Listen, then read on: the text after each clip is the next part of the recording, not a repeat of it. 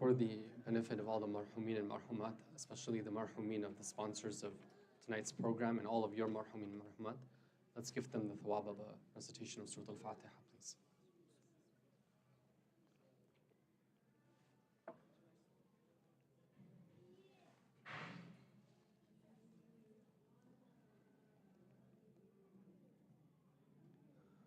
أعوذ بالله من الشيطان الرجيم بسم الله الرحمن الرحيم الحمد لله رب العالمين لا حول ولا قوة إلا بالله العلي العظيم والصلاة والسلام على أشرف الأنبياء والمرسلين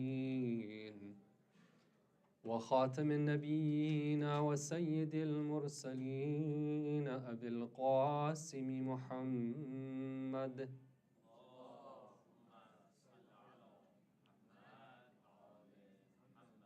وعلى آل بيته الطيبين الطاهرين المعصومين المظلومين ولعن الله الدائم على أعدائهم أجمعين من ليلتنا هذه إلى قيام يوم الدين. My condolences to the Imam of our time, Ajjalallahu Farajahu al-Sharif, and to all of the believers and to all of you on the sad occasions that we're commemorating right now. Truly for people of faith, for people of Islam, the rihla of our Prophet sallallahu alaihi wa alihi is a very sad occasion, because when we talk about, the awwal zalimin zalama haqqa Muhammadin wa ali Muhammad, like we talk about like that first act of oppression that was done by the first oppressors of the Ahlul Bayt alayhim assalam, that was manifested, it was seen like very clearly in the incidents that took place surrounding the death of the Prophet. So every commemoration that we have of mourning, like all the times we gather together, we wore black, we mourned for Imam Hussein alayhi salam, right? When we're thinking about the core behind it, like what is the root cause, it all goes back to these events that took place. So these are some of the tragedies that we're mourning at these times. And of course, the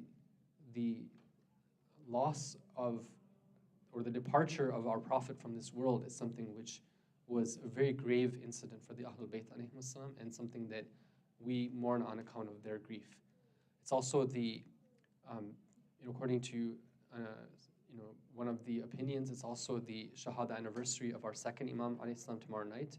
And then at the end of this month of Safar is the, according to the popular report, it's the Shahada anniversary of our eighth Imam alayhi salam. So it's a time to remember all these great and members of the Ahlul Bayt alayhim assalam, and to renew our connection with them and to revive our hearts, inshallah, by remembering them.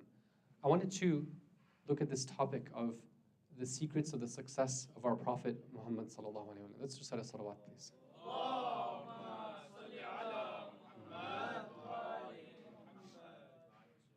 And tonight in particular, my focus is on the way that our Prophet was able to influence other people.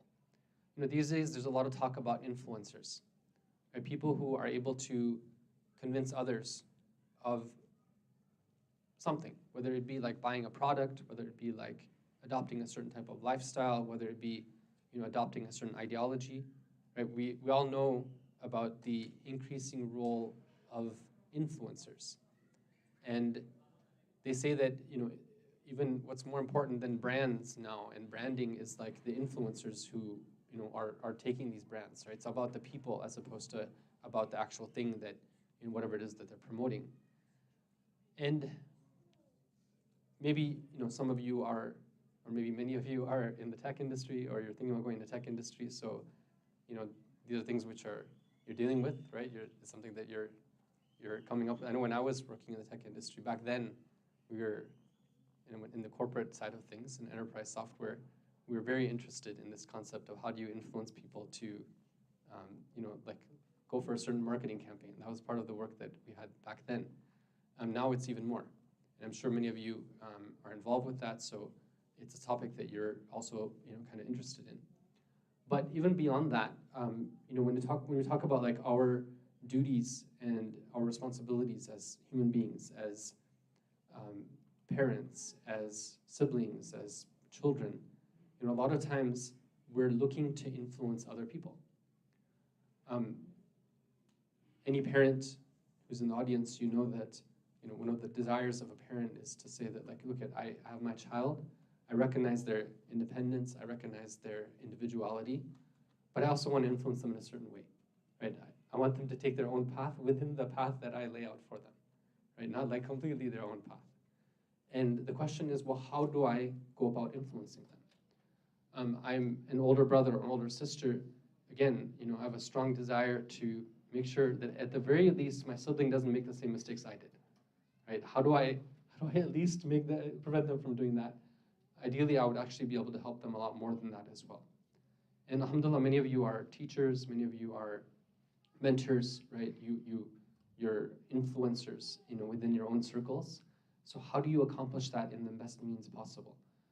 I wanted to look briefly at what are some of the principles that they talk about which is effective for influencing other people from a secular perspective. And then I wanted to look at what were some of the principles that our Prophet Muhammad sallallahu alaihi wasallam followed in order to influence other people. Okay, given that we're at a day before the Rihla of the Prophet, I think we can do a much better, enthusiastic, from the heart, united salawat ala Muhammad wa ala Muhammad. From you to Muhammad. You guys were underrepresented in that one. I'll let that go, but inshallah next time. Okay. So, why do we want to look at this? Because sometimes we get into a trap of thinking that this is the only way of doing things, and sometimes we need to realize that, hey, there's other ways of doing things other than what's common out there. So what do they talk about? For example, in 1984, there was somebody by the name of Dr. Cialdini, okay, and he wrote a book called Influence, the Psychology of Persuasion. And in that, he talks about the 6 weapons of influence, okay? What are those 6 weapons of influence? I'm not going to and I'm not an expert in this by any means, right? I'm just going to briefly represent it here. We have people here who are like marketing gurus, and they could probably talk about this much better than I can, but let me just mention a couple of things. First of all, they say that if you want to influence somebody, you really want them to like follow you, you use something called reciprocity, meaning what? That you scratch their back and they're going to scratch your back. You do something for them and they're going to do something for you. You guys have seen like where you sign up for like the free newsletter, right, from whatever, and you know, you start getting regular communication, and then you start thinking that, okay, well, you know, they're doing me a favor here, like they're sending me all this thing, and then when they ask you for, you know, a subscription, or they ask you to like contribute, then you're like, okay, they've been doing me a service for free. As a, you know, it's kind of human nature to want to like reciprocate, so you go and do a service for them. Then they talk about social proof, okay, that if everyone's doing it, that I should do it as well, right? So, you know, there's so many things that way, right? Like if you go on, let's say, you're booking a hotel, right? And you go to the reservation sites and they say that, you know, 97% of the people who are booking this, like they booked it at this price, and then like there's like, you know, whatever, all these, you're basically following the trend. Or like you put something in your like you put something in your, what's it called, your box, your cart, and then you can see there that like, oh, you know, 70% of the people like this item as well too, right? So you're kind of like, it's trying to influence you because everyone else did the same thing. So, you know, the example that he gives is when he says that they wanted to like stop replenishing the towels in the hotel all the time, right? Because it's a big waste of money for them to like, you know, people use a towel like once or twice and then they want to like replenish them. So how did they fix it? Didn't we know, how did they like, what psychology did they use to get people to reuse their towels? Anybody know? So they don't waste water. Apparently that only like went so far about don't wasting water, but they use social proof. They're like, how did they use social proof to do it? Anybody know? Oh, good. So I'm teaching you some marketing.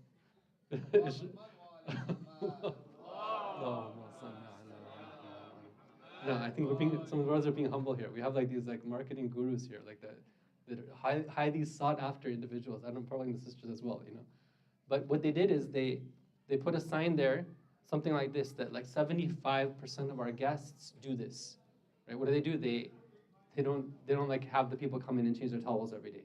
Just by doing that, suddenly like, you know, 40% of people are like, oh, if everyone else can do that, I can do it as well, right? It's just type of thing of like groupthink, like we do what everyone else does. And then they talk about authority, like where you have some type of authority figure and like you have to do what they do. They talk about liking, and you get persuaded because you like the person, something about them. So like, I like them, therefore I'm gonna do what they do, right? Think about, you know, stars and whatnot, sports stars, right? And then scarcity. Scarcity is where you present something like there's very little, you know, thing. Like you have, you know, 3 minutes before the window closes, before you can't get it shipped to you by tomorrow, right? So you better buy it right now.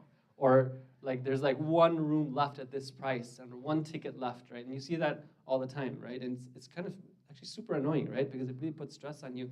Sometimes you make mistakes, but it gets people to press the button, right? Now, you go and you say, okay, so these are the type of techniques, right, that they say are the weapons of influence. Now, if you wanted to look back in history and analyze and say that, you know, what was perhaps the most successful campaign in history, right, which was able to completely transform lives of people forever, right, I think you could easily make the claim and back it up that it was Islam. Just think about, you know, what it accomplished in how short of a time and how willingly people went and they accepted Islam, right? And if you go and read, you know, the descriptions of the backwardness of the society at that time. I mean, imagine, just to give an example, right? Imagine that you're living in a society where there's no central government, right? Nothing. There's no central anything, right? So it's all based on like these like, you know, individual city-states, even that. I mean, you know what kind of like, you know, government they had, and they just like sort of, you know, warring with each other and just trying to get along, and it's just chaos, right? And suddenly this was transformed into the most powerful force, in the whole world. That's just from a military and a governmental level, right? Think about, how people embraced and rushed towards the values and the practices and, all these beautiful like teachings of Islam. You saw them spreading like lightning over, that whole area. And if you look at these 6 weapons of influence and you ask yourself, well, did the Prophet make use of them? Is that the way that he accomplished what he did? Like, I'll give you an example. Social proof. Okay, was it because of social proof that people started to like enter into Islam? Quite the contrary. Quite the contrary, right? What's happening is, the Prophet is telling people that you have to do something which is different than everything that you know about and that you've been taught about until now. You have to go against like the teachings of your forefathers, right? People will criticize you, people will mock you, people will, kill you, and they'll persecute you, but you still have to do what you have to do. And we found that people were willing to take that from the Prophet. They were okay doing that. I mean, some of the Arabs, or there was a common sort of perception that even something like doing the sujood of the prayer was beneath the, kind of the status of a human being because they were too dignified to do the sujood.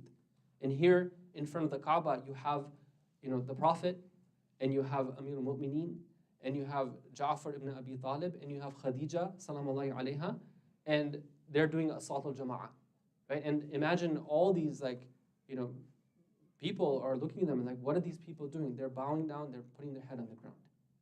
And they're gladly doing it, right? It's their honor to do that. So they're not really making use of, the Prophet isn't making use of the weapon of social proof to be able to convince people of the truth of Islam, right? You look at something like, let's say, the authority, right? Well, their authority figures, right, at that time were the clan leaders, right? There was a very heavily dominated tribal system. And the Quran describes what these people were telling the people. And if you look at Surah Sad, at the beginning of Surah Sad, it describes the type of dialogue that's happening between the tribal leaders and their people. They're like, the gist of it is that, what is this thing that this prophet is calling you towards, right? This is just a kind of a deviation. Just leave it aside. Like, just don't follow it at all. So they're commanding their tribe that this is not something that we as a tribe are going to do. Now, people at that time were so wedded to their tribal loyalties that they would kill just like an instant, as if their tribal leader or something, will go and fight them. They didn't care. And here they're going to go against the authority figures to accept Islam. And we see that, the early Muslims were willing to like undergo torture and whatnot in order to follow the Prophet. If you look at something like, let's say scarcity, right? Was the Prophet making use of scarcity to be able to convince the people that Islam is something which is valid, right? Saying that, okay, well, there's only 3 people who are allowed into heaven, right? And if you don't make it in right now, that's it, the door's gonna be shut on you, right? Rather, the contrary. The Prophet is preaching something where the more, the merrier, right? You come in, and there's more room, and there's more, rahmatullah al-wasi'a, Allah's rahmah is wasi'ah, right? It can encompass anyone who wants to come into that door, right? Wide open. So the Prophet is clearly not making use of scarcity to be able to attract the people, right? And so on and so forth. I think that if you look at these, you'd be hard pressed to find that the Prophet was making use of these standard weapons of influence in order to influence the people. So the question is what? How did the Prophet influence people? Right? What were the prophetic principles for being able to actually capture the hearts of people? And why do we want to know about that? Because we want to be able to influence other people. Right? Imagine going through life and the only one that you've been able to affect is yourself. Right? At least, we want to be able to help one person. Right? That famous hadith from our Prophet to Amir al-Mu'mineen, he says, what?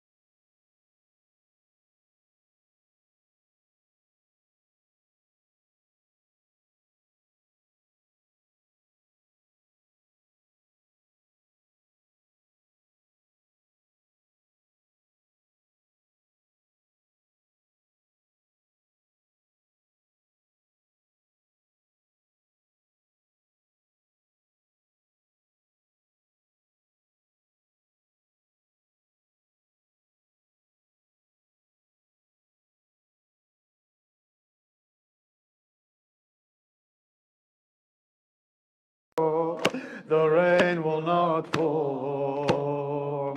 The rain. Oh, you left your scent in the streets. Listen. You left your scent in the streets. Woe upon that door. Woe upon that door. You left your scent in the streets. Everyone. Woe upon that door. Ya Fatima Zahra. But, oh Medina from Greece, cry alongside Ali, from us has left clean. But, oh Medina deceived, without him there's no peace. She too will leave in weeks. Everyone burn. Oh Medina from grief, cry alongside Ali, from us has left grief. Burn. Oh Medina deceased, without him there's no peace. She too will leave in weeks. What did he say to you, Zahra? That you are now happy smiling. Everyone, what did he say to you, Zahra? One more time. What did he say to you, Zahra? That you are now happy smiling. What did he say about Hossein? You're now crying. What did he say to you, Zahra? That you are now happy smiling. What did he say? What did he say? Oh, that you are now happy smiling. What did he say about Hossein? You're now crying. Ya Rasulallah, Ya Rasulallah, Ya Rasulallah, Ya Rasul, everyone, Ya Rasulallah, Ya Rasulallah, Ya Rasulallah, Allah, Ya Rasulallah, Ya Rasulallah, Ya Rasulallah, Ya Rasulallah, Ya Rasulallah, Ya Rasulallah, Ya Rasulallah, Ya Rasulallah.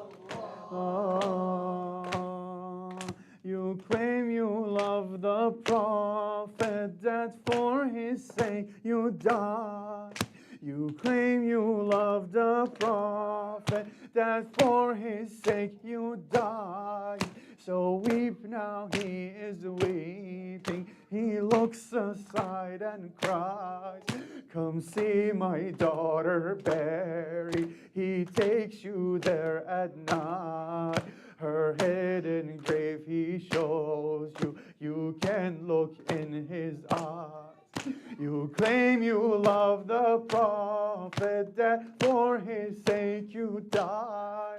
So weep now, he is weeping. He looks aside and cries, come see my daughter buried. He takes you there at night. Her head and grave he shows you. You can look in his eyes. You say you love Ali, you give your life for him.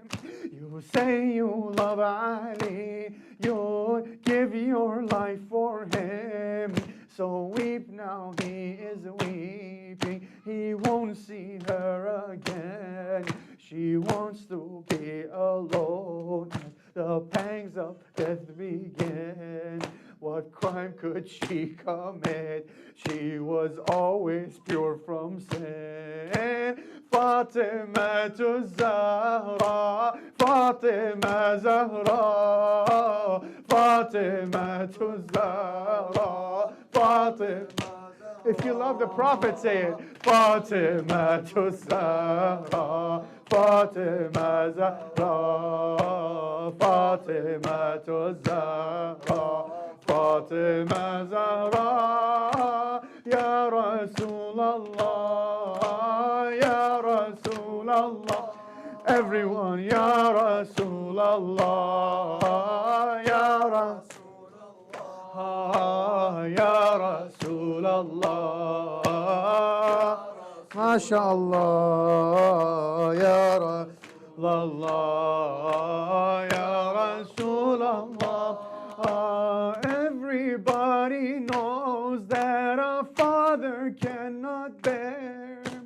Everybody knows that a father cannot bear to hear his daughter suffer when he cannot be there. They told him of the news, the angels were ashamed. The greatest woman born, your nation has betrayed. We claim we love the Prophet, that for his sake we died. We weep now, he is weeping. He looks aside and cries, come see my daughter Barry. He takes you there at night. Her head and grave he shows you. You can look in his eyes. Fatima to Zahra, Fatima Zahra, Fatima, MashaAllah, Fatima Zahra, Fatima, MashaAllah, Fatima Zahra, Fatima to Zahra, Fatima Zahra, Ya Rasulallah, Ya Rasulallah, Ya Rasulallah, Ya Rasulallah, Ya Rasulallah, MashaAllah, Ya Rasulallah, Ya Rasulallah, Ya Rasulallah,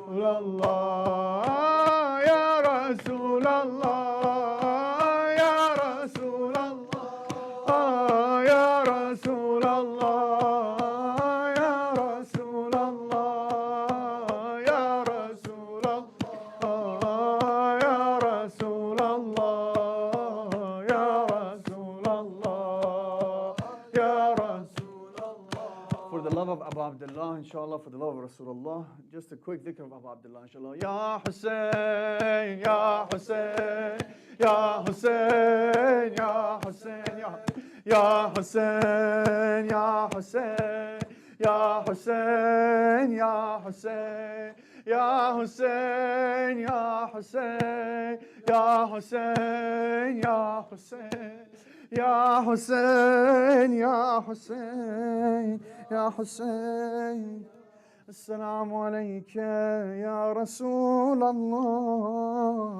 Assalamu alayka ya Amir al-Mu'mineen. Assalamu alayki ya Fatimatu Zahra, Sayyidata Nisa'il Alameen. السلام عليك يا حسن المجتبى. السلام عليك يا أبا عبد الله وعلى الأرواح التي حلت بفنائك. All together. عليكم مني جميعا سلام الله أبدا ما بقيت وبقي الليل والنهار ولا جعله الله آخر العهد مني لزيارتكم. السلام على الحسين وعلى علي. شما دعای آخر رو خواهش میکنم. فقط اتهامی شما دعا نکردی. وعلى أصحاب الحسين وعلى التسعة المعصومين من ذرية الحسين لا سيما بقية الله في أرضه. السلام عليك يا صاحب الزمان، السلام عليك يا شريك القرآن، الأمان الأمان الأمان من فتنة الزمان. السلام عليكم ورحمة الله وبركاته. 5 times عدد الشريف عمل الجيب إن شاء الله. شفاء مرضى بإسلام ظهور الصاحب العصر والزمان. Special night we remember Rasulullah صلى الله عليه وآله وسلم إن شاء الله. أعوذ بالله من الشيطان الرجيم. بسم الله الرحمن الرحيم. Remember your حاجات. أما يجيب مضطر إذا دعا ويكشف السوء. أما يجيب المضطر إذا دعا ويكشف السوء. أما يجيب المضطر إذا دعا ويكشف السوء. أما يجيب المضطر إذا دعا ويكشف السوء. أما يجيب المضطر إذا دعاه ويكشف السوء. إلى أرواح المؤمنين والمؤمنات خصوصا مرحومين of this jam, مرحومين of our dear Rana, and also brother Zain Kadmi just informed us that his wife had a death in the family. We pray for her, inshallah, for her marhumin, inshallah, for the patients of the family, inshallah. رحم الله من يقرأ الفاتحة مع الصلوات. اللهم صل على محمد وآل محمد.